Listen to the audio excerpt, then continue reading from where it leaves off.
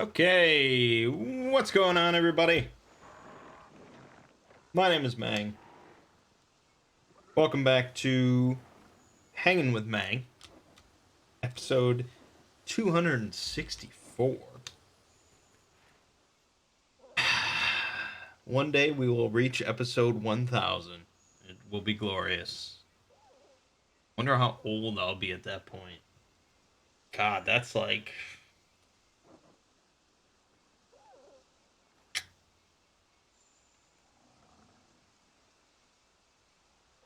12, 13 years from now. Oh my God, I'll be in like my 40s just doing Hanging with Mangg. Why not?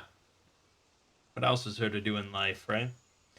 Um, yes. We are playing some Monster Hunter World. Obviously, you should know that by now. Running around the guiding lands, not with any goal in mind, just something for me to do and for you to look at while I talk about stuff.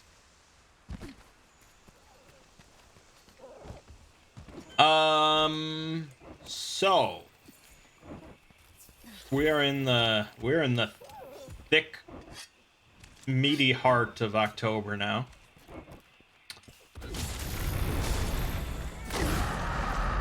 It's been the first October of my life, in a new home, in a new place, on my own. It's been pretty cool.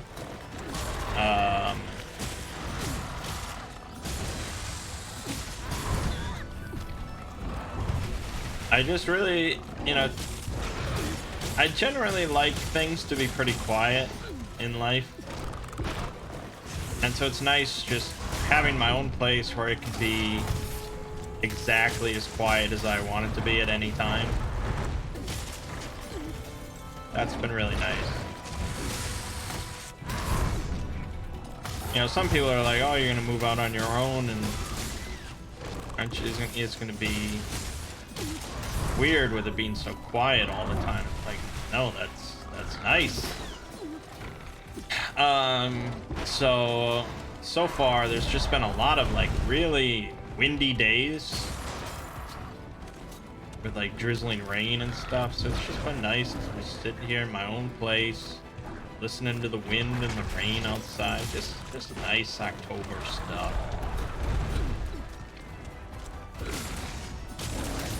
Temperature's been good.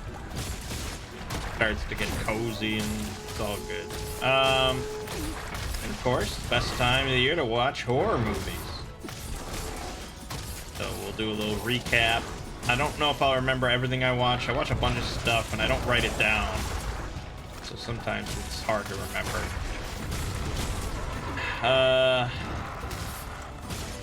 So as far as stuff I like rewatched, of course I rewatched The Bay, which is really just, for some reason, one of my favorite horror movies ever. I think it would probably be in like my top 3 at this point. And it's not like a lauded film or anything like that. It's not like epic in scope. It's not particularly scary. I don't know, it's such an enjoyable, well done film. I don't know why I like it so much. Can't explain it. And in a similar vein, I rewatched The Tunnel. I probably rewatch every year.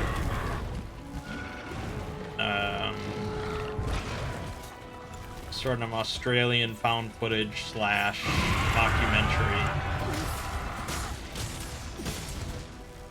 I just really like the characters in that film. There aren't that many horror movies where I care that much about the specific characters involved. But I think The Tunnel just does a great job because you get all the talking head segments where these characters are talking directly to the camera after the fact. And that allows you to really sort of connect with them as they witness this ordeal they went through. So that's just a great little found footage film.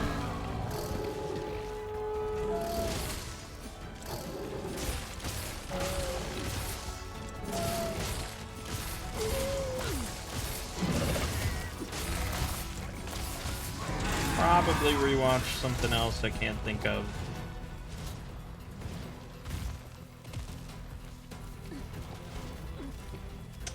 See if I can just check any sort of list that I have.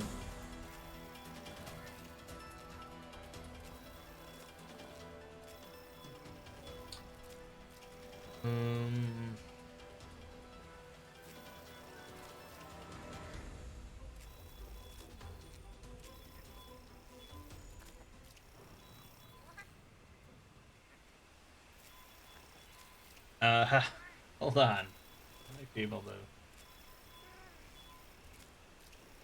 I mean, I'm sure you don't care that much. I'm sure you don't care that much. But what else are we gonna sit here and talk about? They have like. Oh wait, hold on. Oh right. I rewatched Savage Land.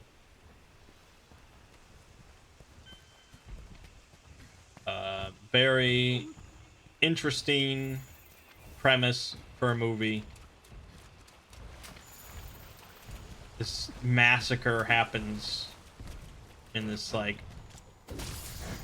South Texas or something. This town along like the Mexican border. And there's only one survivor, and it's like an illegal immigrant. And so it's like he gets sentenced to death as the only culprit of this improbable massacre. Just because, you know, all these locals just hate illegal immigrants and stuff, I guess.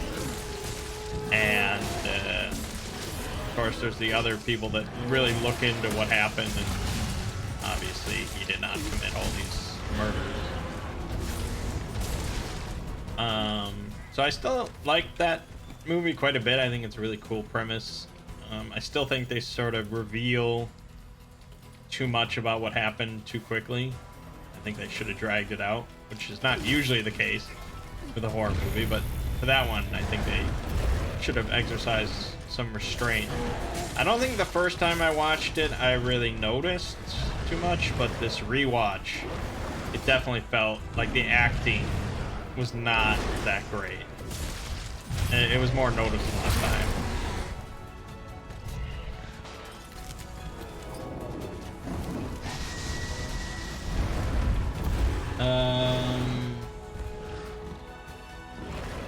I think that's probably it for stuff I rewatch. I tried to stick.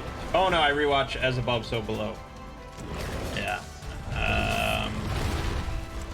I don't think As Above, So Below got that much love when it came out. I saw it in theater.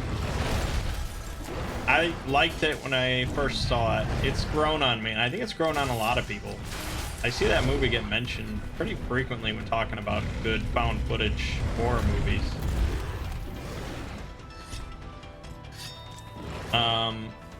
It's got a couple things going for it. One is the setting. They actually filmed inside the Parisian catacombs. It's really cool. And two, it's not just like a standard plot of like, oh, there's monsters in the catacombs. It's got a pretty cool mythology of alchemy and this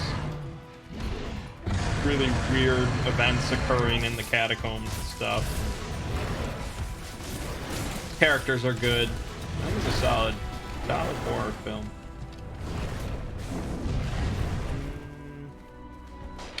That's probably about it, I think, that I rewatched. I tried to stick to new stuff.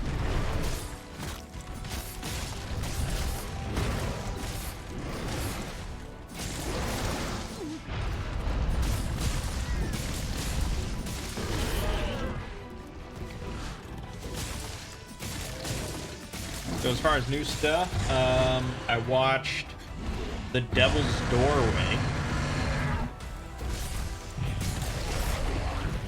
I don't know if it was an Irish production, but it was set in Ireland and featured a lot of Irish actors. So I assume it was an Irish production. It was a period piece horror film. set in the 60s, and it actually put a pretty good job of like with like the quality of the video footage and stuff like that, of seeming like it was in the 60s.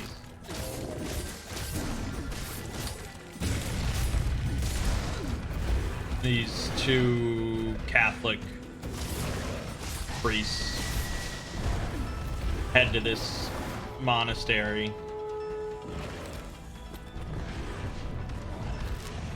to investigate a supposed miracle of like a statue bleeding. And like the younger priest is like, oh, it's a miracle. Oh, there's miracles around. And then the older priest is really good. He's a really good actor. He's like a jaded old guy. He's like, it's never a miracle. It's always some trickery and some bullshit. You know, so somebody always trying to fake shit. And of course, it turns out to be some real dark shit. Of course, the horror movie. I thought it was pretty good. It was pretty good. Well acted. Nothing like groundbreaking as far as like the plot or the spooks, but pretty well done all around.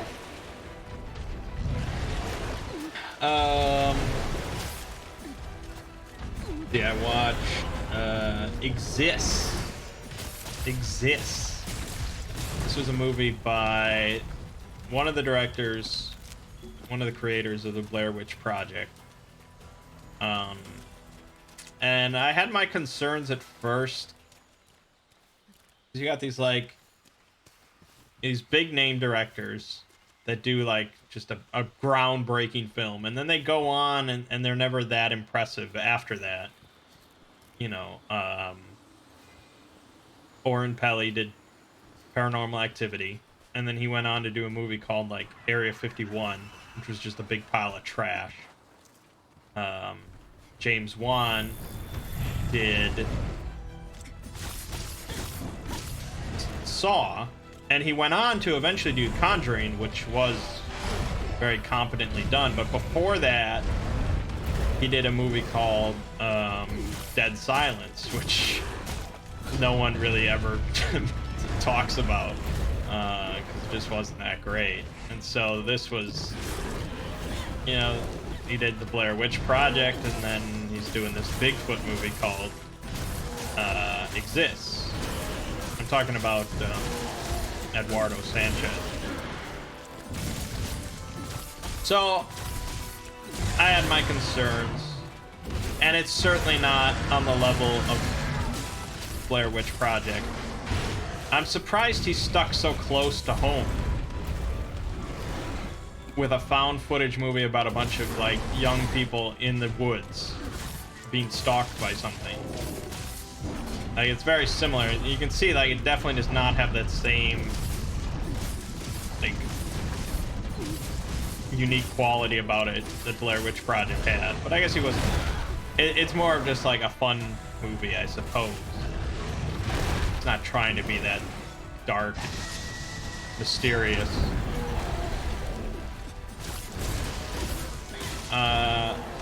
So yeah, it's a found footage horror movie about a bunch of people up in a cabin in the woods, and basically the plot is right at the start of the film, as they're driving through the woods, they run over something, and they don't stop to like look what it is. It turns out, I'll spoil it for you, later on they learn what they ran over was like a little Bigfoot child. And so that's why this Bigfoot family is just like fucking pissed at them, wants to murder all of them. So I don't know how many Bigfoot horror movies I've ever watched. This might be the only one. I decided to give it a watch mainly because I want to do an exploring video on Bigfoot, like next week. I was like, okay, I should get in the Bigfoot mood. So I guess I would say it was a very just competent Bigfoot found, pretty much what you'd want from a found footage horror movie about a bunch of young people being killed by big teeth. That's what exists. does. So there you go. Wasn't as bad as I thought it was gonna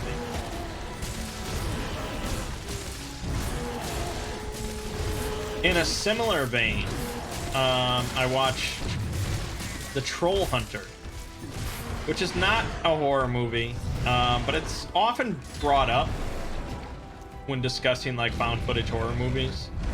And people usually say it's not scary, but you should check out The Troll Hunter if you like found footage horror movies. It's like a Norwegian film, found footage, about this group of young journalists stumble upon this guy who hunts trolls in Norway. So it's not really scary. I mean, it has maybe a couple moments that like kids would be maybe a little concerned about, but not really a horror movie. It's more like a found footage adventure film. And it's just really well done. Like, the trolls are pretty cool, and just the plot is really interesting. And the guy who plays the troll hunter, he's not really like enthusiastic about it at all. It's just like, it's a shit-paying job from the government. He's the only one in Norway that's brought in to just hunt down these trolls.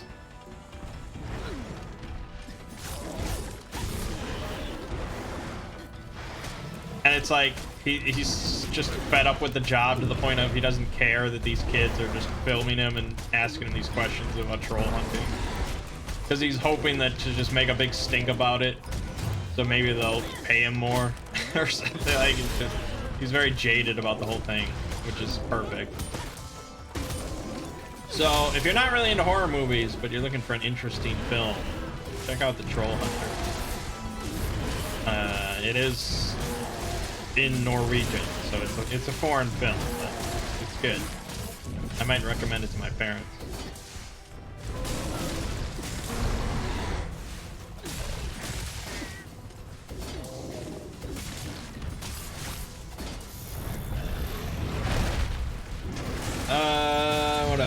What else do we got? Wrinkles the Clown I watched. This is not a horror movie, which is sort of odd. I guess I'm watching so many non-horror movies. It seemed at first glance like it was going to be sort of a horror concept. It's about a real guy, this real character in Florida that supposedly dresses up in this creepy clown costume, and you can call up his phone number, and parents can apparently hire him to come scare their children if they're like acting up. And so apparently, at least depicted in this documentary, it's like a common threat for parents in Florida. If their kids are acting up, they're like, I'm gonna call Wrinkles the Clown, he's gonna come here. And they like scream and cry and beg because they are all scared of him. Not all kids, but some kids are really freaked out on it. So it's a documentary about this real guy. But like the first half of the film, they're like, this is the guy behind Wrinkles the Clown. He's like a 66-year-old retiree who wanted to do something interesting, and they have him like explaining how this all got started and blah blah blah. And then halfway through the film, they just reveal that this guy's an actor. And then they cut to the actual guy behind Wrinkles the Clown, who they never show the face of, and they use like a voice changer, so you know, you have no idea who this guy actually is, but this is the real dude behind Wrinkles the Clown. And he goes into much more detail about how it actually got started, how they faked a bunch of stuff, and he had no idea it was gonna get to this point. It turned out to be sort of an interesting documentary, but it was sort of weird how they formatted it with this actor thing, and it's like, why did you need to do that? I guess there's not really ever a big payoff.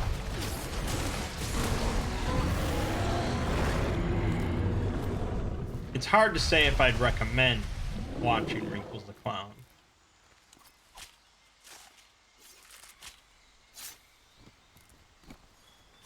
And I thought for a while maybe they were going to go a different route, sort of like S&M Man or whatever, where it's mostly a real documentary, but then it's like it gets fictionalized towards the end, and it's like I thought maybe they're going to have Wrinkles the Clown actually like murder people, or who knows what. So that was sort of interesting. What else do we got? Oh, yes. I watched a movie called Itsy Bitsy, starring Bruce Davison. And why is it that your Mang's LP's channel has so many fewer subs compared to your Exploring Series channel? Because far more people are interested in scripted, well-researched summaries of lore topics than me sitting here rambling and talking about video games. That's why.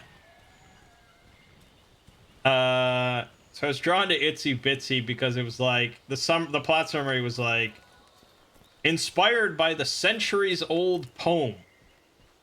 And say, how are you getting a plot from the Itsy Bitsy spider went up the water spout? And it's like like there's no plot. It's just okay. There's a spider. You're basically saying inspired by spiders, and that's pretty much what it is. It's inspired by spiders. It's just a big spider movie, and it's just one spider, and it's not like gargantuan. It's just sort of the size of a cat, and it kills like two people. Like it kills a couple people, and it kills a cat, which is sort of fucked up. And it's just like, this is a movie where like 5 years from now, I'll see a mention of it somewhere, and I'll be like, holy shit, I watched that, didn't I? I don't remember anything. I might remember the scene where a shirtless prepubescent boy fights off a giant spider with a fire poker, but probably not. I think it's overall pretty forgettable.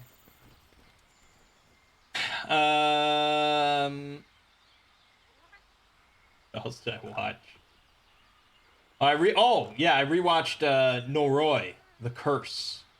Another one of like the best found footage horror films ever made. Japanese film. Very much in the documentary style. It's really sort of meant to depict like a real documentary of this guy going down this rabbit hole of paranormal events happening in Japan and stumbling upon this mystery. And it's really long. It's almost 2 hours long. It's a really complicated plot for a horror movie. Probably the most complicated horror movie plot ever. But it's just really well. It's really creepy. Like watching that alone in the dark. There's just some creepy shit going on. Really well done. If you have any interest in horror movies, check out Noroi.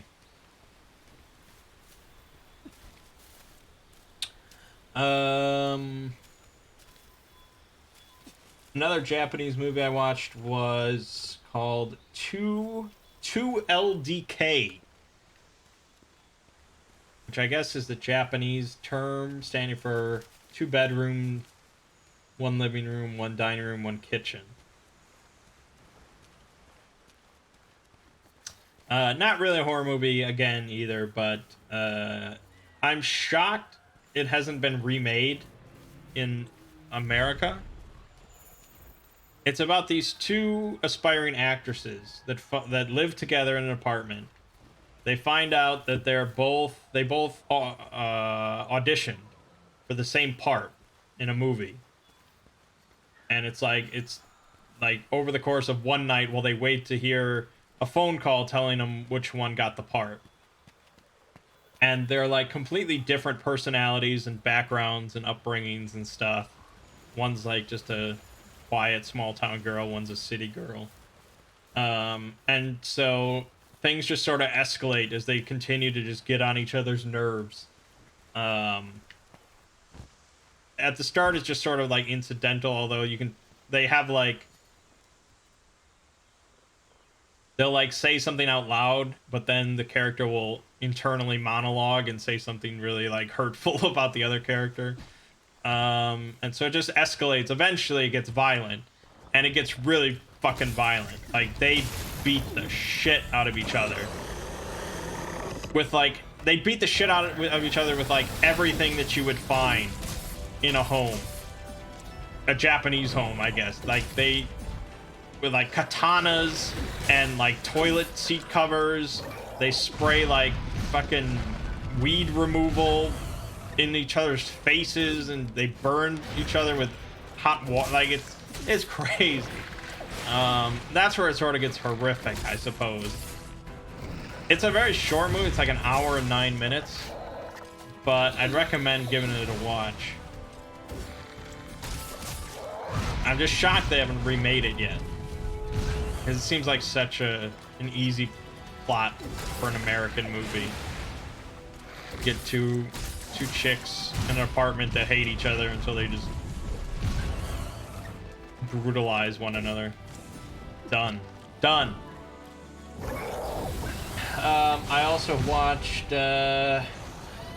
100 Feet. Yes, I know, I watch a lot of movies in October. This is the time.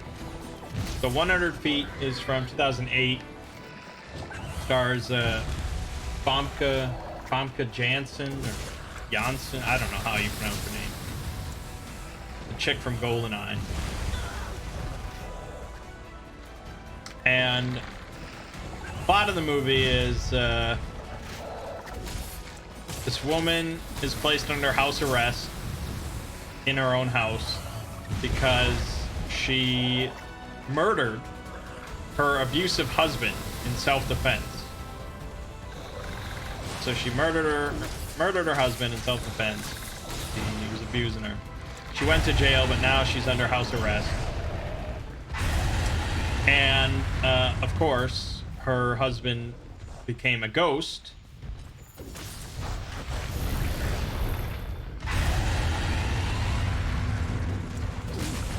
And is now haunting the house that she's in house arrest, so she can't leave, which solves the problem of why don't they just leave the house? Well, she can't. She's under house arrest. She'll go back to jail. And so I thought it was going to be basically just like Paranormal Activity. Like, there's just going to be like, okay, she's in this house in house arrest, and things slowly escalate until, you know, there's a big confrontation. This is what I thought it was going to be. It was not like that. This shit kicked off fast, and this fucking ghost beats the ever-loving fuck out of this woman. Like, I've never seen such an abusive ghost ever. It was insane. Like, she's getting like thrown downstairs, things constantly thrown at her. She's getting just smacked around, thrown into walls and stuff. Cause, like, you know, this is her abusive husband, who's now become super powered. He's less of a ghost and more of like a super powerful invisible man. Like, he can't be hurt, but he's like super strong, and he just sort of like walks around and beats up on things. And so in one scene, she like invites over this neighbor boy and bangs him, and the ghost like appears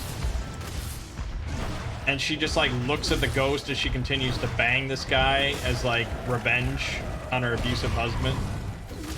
And it's like, yeah, that's good. Piss off this abusive ghost who can easily throw you across a room. And so the next morning, she thinks everything's fine, but then the ghost appears and just fucking murders the hell out of this kid. It's so brutal. I was shocked with how brutal this guy's murder was. It felt like a Saw film or something, with like how he was just breaking every bone in this kid's body and then just, oh man, repeatedly headbutting him and just, oh man, it was so brutal. It was crazy. It's crazy. And she's just getting bitch smacked across the room and stuff. And it's like, I don't know how she's still alive.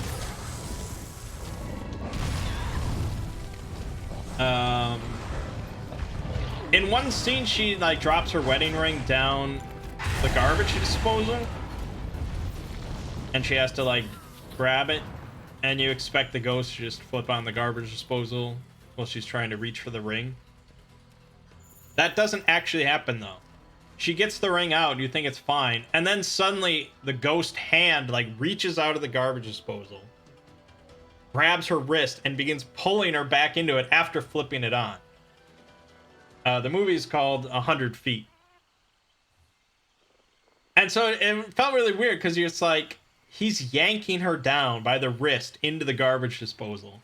And this is a ghost that can easily like backhand her across a room. Like, he's super strong. It's like, why is he struggling so much to pull her wrist down into this garbage disposal? She gets nicked a little bit, but she doesn't like lose her hand at that point. It was just, I've never seen such like an abusive, powerful ghost. It makes like the Paranormal Activity demon look like a little bitch. Like, if the people in the Paranormal Activity movies had to deal with this ghost, they'd be fucked.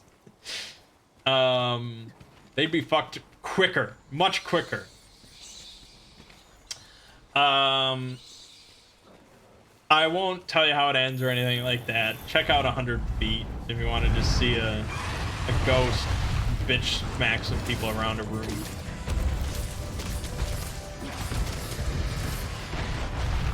I think that's about it then for horror stuff I watched this week. It was a good week.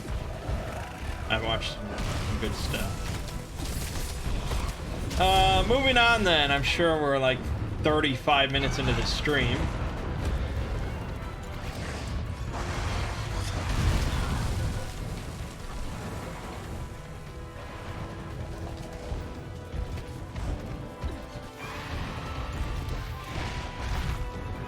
This week on the Exploring series, we put out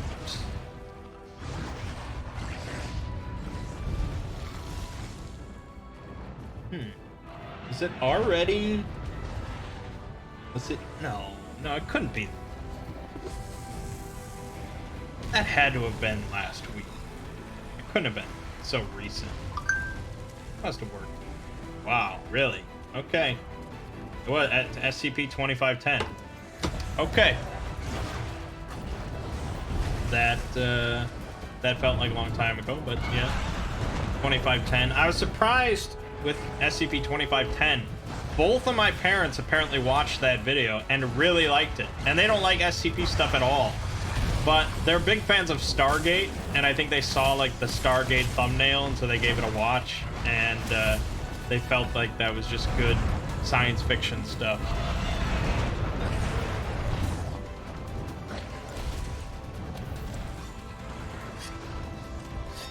Would I have any recommendations for more silly Halloween movies? I don't really do straight horror very well.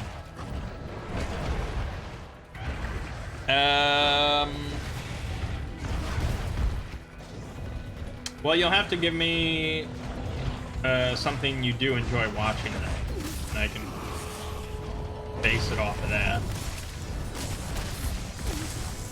I'm not sure exactly what you mean by silly.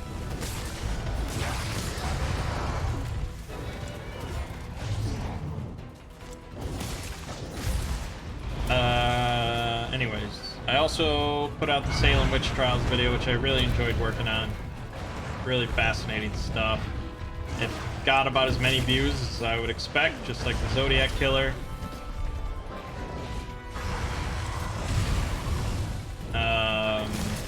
You know, not that many people, I guess, are interested in history like that. But I enjoyed researching and learning about it, so that's what I care about. And then this week I worked on SCP-3300, The Rain, which is a bit of a more sad, depressing, maybe a little bit creepy, rather than just like screwed up or scary or anything like that. I made it a little bit different by using like video clips of like rain on a window pane or rain in a puddle instead of just pictures. So it's actual video, which is pretty nice. And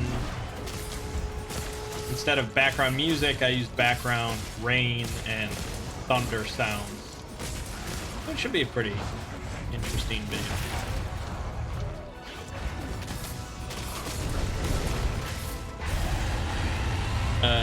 Nightmare Before Christmas and stuff like that. Well, I mean, there's a lot of like animated movies like that geared towards families that are very Halloween and October-ish in nature. Like Paranorman is often recommended for just sort of a Halloween October-esque movie that isn't very scary but gets all the themes right. I usually don't watch stuff like that. The only silly stuff that I watch every October, get in the mood, is Ernest Scared Stupid. I can highly recommend Ernest Scared Stupid, and Hocus Pocus. Those are two sort of family-ish, yeah, family-friendly October Halloween movies that I watch every year.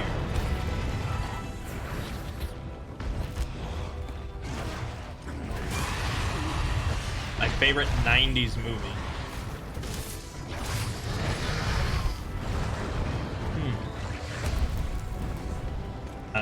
Give me a second to think about that.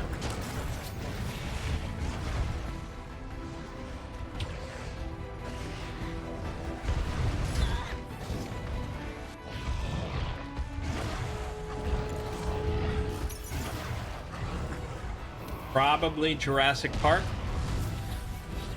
I think I would go with Jurassic Park.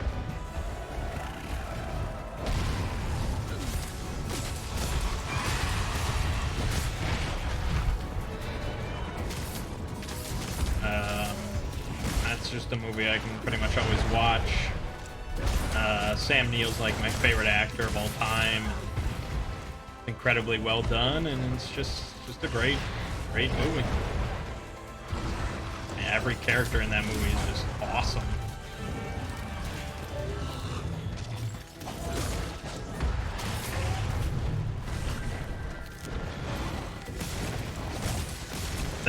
They tend to like re-release that in theaters pretty often. So I got to actually see it in theaters again a few years ago on my birthday. That was really awesome.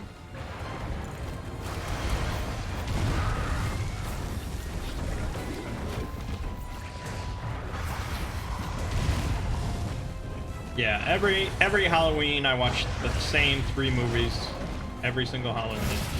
I start with Ernest Scared Stupid, and then I watch Trick or Treat, the best Halloween horror film ever made, aside from, I guess, Halloween. And then I finish every October with Hocus Pocus, the absolute quintessential. Probably just because my childhood, that was always on. A lot of people my age like Hocus Pocus.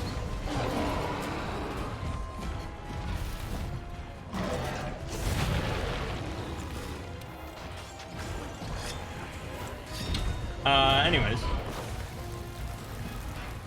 So, yeah, that's that. I think the next SCP video I'm working on is about the End of Death canon, which is a canon timeline in which death no longer exists. Nothing dies anymore, which causes quite a lot of problems, as you might imagine. And so it's sort of going to be about why exactly death stopped working. How do you fix that? I think it's an ongoing canon, so I don't know if I'm going to really have an ending for people, but if it gets people interested, that's all good. It's an interesting timeline.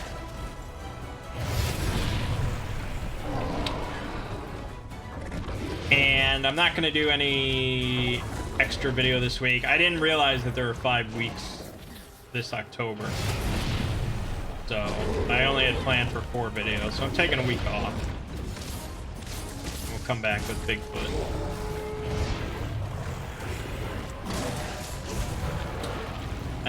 On this channel, we finished Untitled Goose Game. And we moved on to our proper horror game for October, Blair Witch. I've been, I rewatched like all the Blair Witch stuff. I did a video on witches. Seems like just a witchy time. So that's been pretty much what I expect.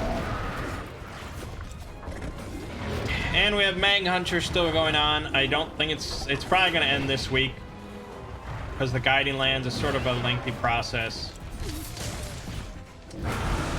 I would say all I want to hunt at this point before we end it is Zenogre and Rajang. And I think once we do that, I'll be happy to finish it. Until it comes out on PC. So after Mangg Hunter,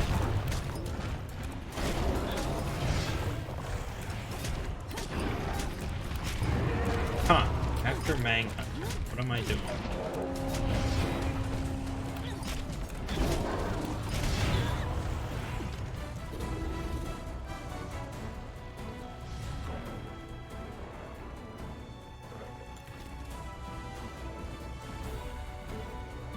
Hold on, Glavenus. I gotta think. Let me look at some game releases here. Does anything line up with... Damn it, he fucking followed me. Piss off, man. I'm trying to think.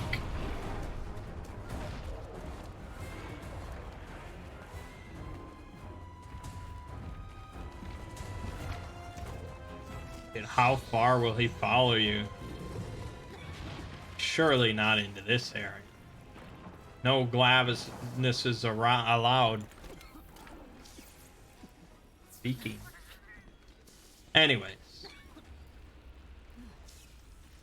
Let's see here. What month is it? October.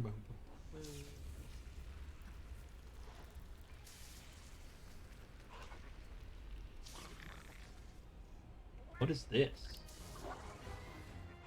What is this?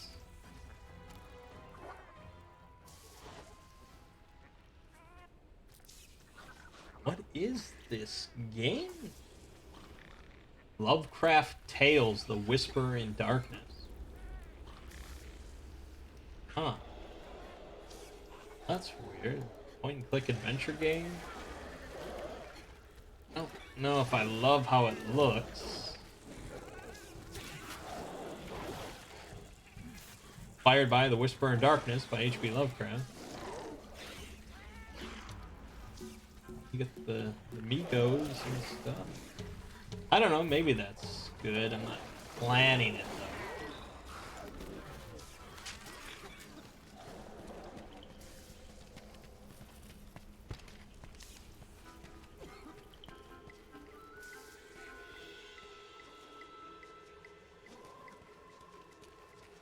What else? What else? What else?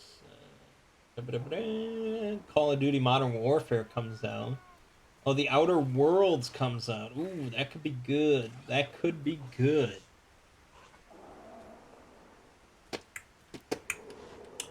By Obsidian. Yeah. I'd love to see some reviews on that. Might do the Outer Worlds. Might do the Outer Worlds after Mangg Hunter's done. I also thought about putting out a video this week on multi-boxing in World of Warcraft. I know it's not a great time to support Blizzard in any way, and I agree. It's just they're doing some bullshit. But I already gave them money, so I might as well just fucking get my enjoyment out of the game. So I recently, last week or so, I started 5 boxing, 5 characters at the same time. It's been really fascinating. So I would kind of just like to talk about it. I don't know how much interest it would be in people, but I would just like to talk about the process a little bit. So I might put out a video on that this week. What did I think about the whole Ouroboros thing? You mean, like, what is my opinion on the Ouroboros cycle? It's,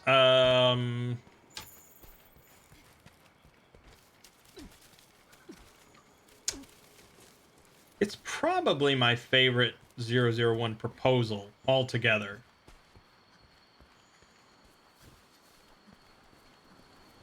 It's tricky to, like, there's no consensus on, like, what is 001? What is it supposed to be? What makes a good 001 proposal?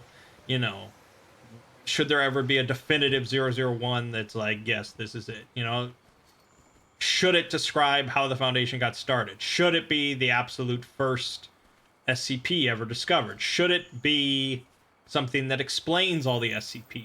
Should it be something that explains the Foundation? You know, there's no consensus whatsoever on how a 001 should be formatted, what it should contain, what it should be about, anything like that. So it's like, I really enjoy the entire plot line of the Ouroboros cycle. It's hard to say, though, if it's like my definitive favorite, like, yeah, this is the best proposal for 001. Because you could take the entire Ouroboros cycle and just say, this is a series of tales. And just put it as a series of tales. And it's like, yeah, it's a pretty good fucking series of tales.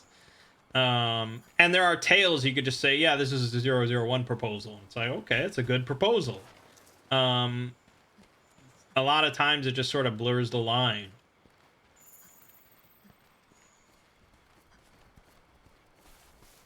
You know, you look at, like, the sheaf of papers or something, and you can see, like, okay, you can see why this would be 001. You know, you can see why this would be the first #1 SCP. But then you look at, like, the Broken God, part of the Ouroboros cycle, and it's like, well, it's a very cool SCP. It's a cool story. Cool events happen. I like it. Doesn't really... It could be SCP 3758 or, you know, something like that. It could just be anything. And then, you know, there's all the... there are so many comments about how the Ouroboros cycle ended. People are like, oh, I loved the first half of the way it ends. You know, I loved all the build-up, and then it just fell apart. And I think, you know, it's a cycle. It was always meant to be a cycle. He wrote it as a cycle. So you sort of knew how it was going to end. And maybe you have a problem with the fact that it's a cycle. But I think that's sort of the point of why it's a 001 proposal and not just a tale. With a tale, you can leave it off any way you want. You know, with a tale, you could leave it off with the world ends and that's it. With a 001 proposal, I think it's implied to be a part of the main canon. and obviously there is no canon, but I think the point is that it can fit in with a lot of other canons. It can fit in with sort of the general consensus of how the Foundation operates. And so I think the Ouroboros cycle ultimately does that. It doesn't really conflict. It doesn't have the world ending or anything like that. It fits in. So I like the whole thing. I like how it ends. I like all the build-up. I would say my favorite parts are the Broken God and the way it ends. And especially since, you know, I put so much time and effort into creating that whole series of videos, it's always going to be sort of special to me. But I'm actually hoping, you know, I'm part of that whole SCP podcast thing with the Volgan and Dr. Sumerian and the Forlorn Foundry guys. So we're talking about getting DJ Cactus on for an episode. And I would love to just pick his brain for a couple hours about all sorts of SCPs. So I don't know when that's going to happen. I don't know if he would even agree to it. I don't think we've come to him yet. But internally, we would very much like to do an episode with him. It's a shame Monster Hunter World. It's a shame Iceborne doesn't come bundled with Monster Hunter World. Well, I mean, Iceborne just came out, and it's like a $30 DLC.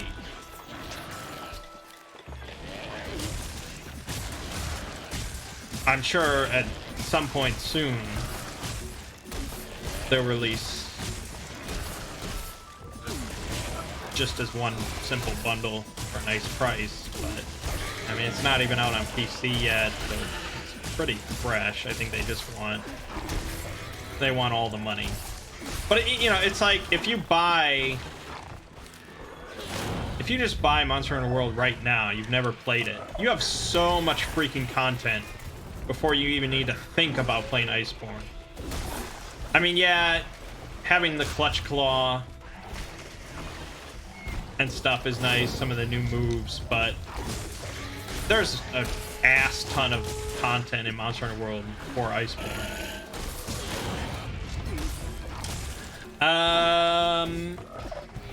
Yeah, so that's that. And we don't have Roll Manga to talk about because we just played. We had a board game night. We played A Study in Emerald.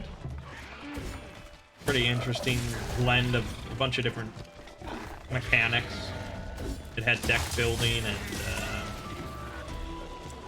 hidden rolls and victory points, all sorts of stuff. An interesting little game. Very interesting setting.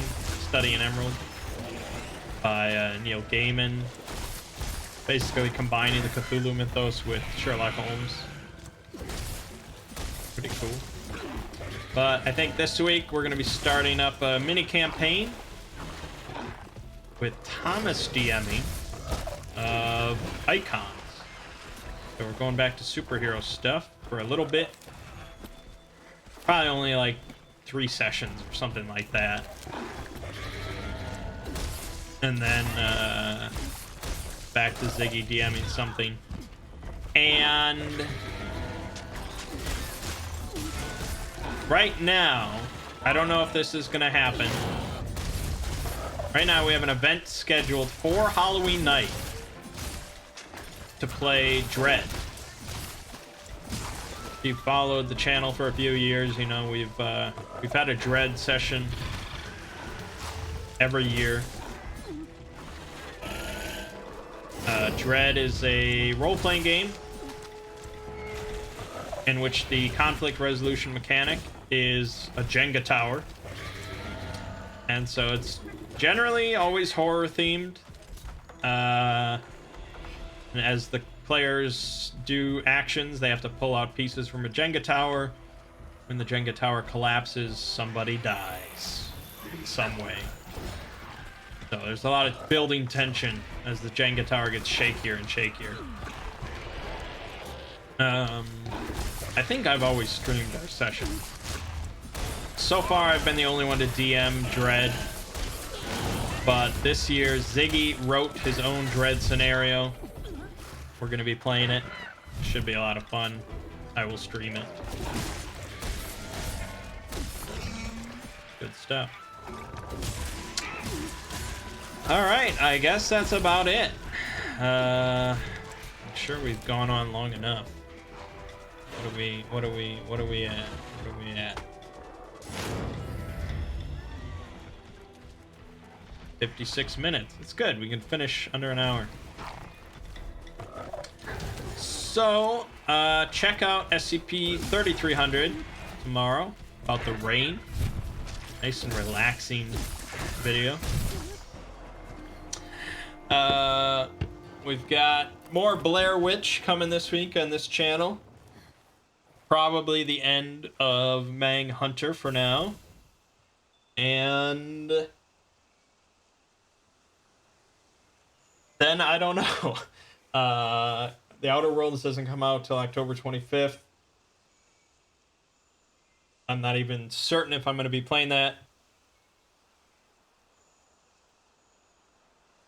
I might upload just like the first Dragon Quest Let's Play or something. I don't know. Because I think the first Dragon Quest Let's Play is pretty short. I don't really have Dragon Quest. Where is that? The first Dragon Quest game is like 3 videos long. So yeah, that would help get us to the 25th. I might just do that. Because I'd like to get that series going a little bit. I know we started Metroid, but I'm more interested in Dragon Quest right now. Because I hear the new game is really good. I hear there's a bunch of good Dragon Quest games I'd like to get to. So, and we've gone a little while without a RPG series. Even though we pretty much just finished Final Fantasy. But alright. My name is Mangg. This has been Hanging with Mangg. See you fine folks next week.